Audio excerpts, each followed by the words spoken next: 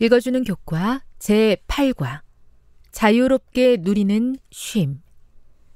8월 21일 안식일의 일몰 시간은 오후 7시 17분입니다. 기억절입니다. 여호와는 나의 빛이요 나의 구원이시니 내가 누구를 두려워하리요. 여호와는 내 생명의 능력이시니 내가 누구를 무서워하리요. 시편 27편 1절. 예수님께서 이 땅에서 사역하시는 동안 만났던 사람들 가운데 많은 이들은 병자들이었다. 어떤 사람들은 죽을 정도로 아픈 사람들이었다. 그들은 치료를 받고 고통으로부터 쉼을 얻기 위해 예수님 곁으로 몰려들었다. 그리고 그들은 항상 원하는 것을 공급받았다.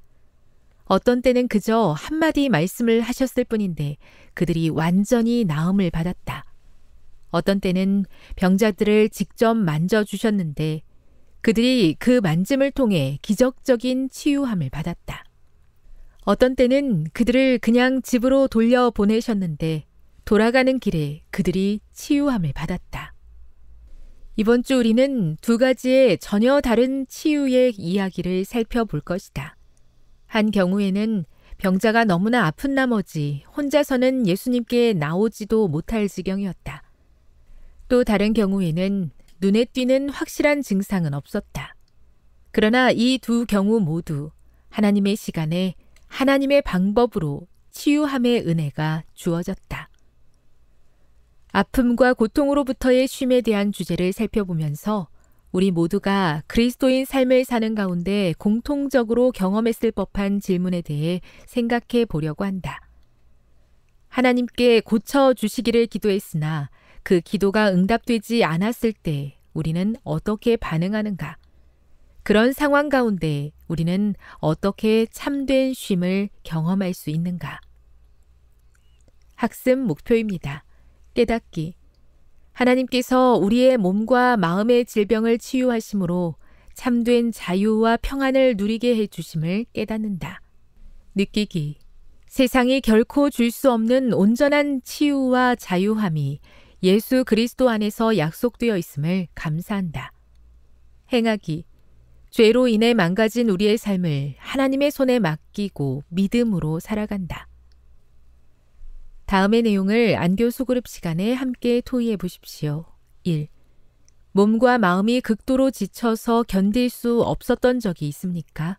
그 상황을 어떻게 극복했는지 이야기해 보세요. 2. 중풍병자를 힘들게 했던 보다 더 근본적인 이유는 무엇이었습니까? 3. 중풍병자를 고치시기 위하여 예수님께서 가장 먼저 하신 일은 무엇이었습니까? 4. 엄청난 기적과 승리를 경험했던 엘리야가 도망을 선택한 이유는 무엇입니까? 5.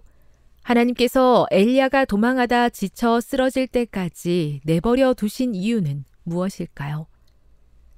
6. 하나님께서 인도하신 곳에서 엘리야는 어떤 경험을 했습니까? 7.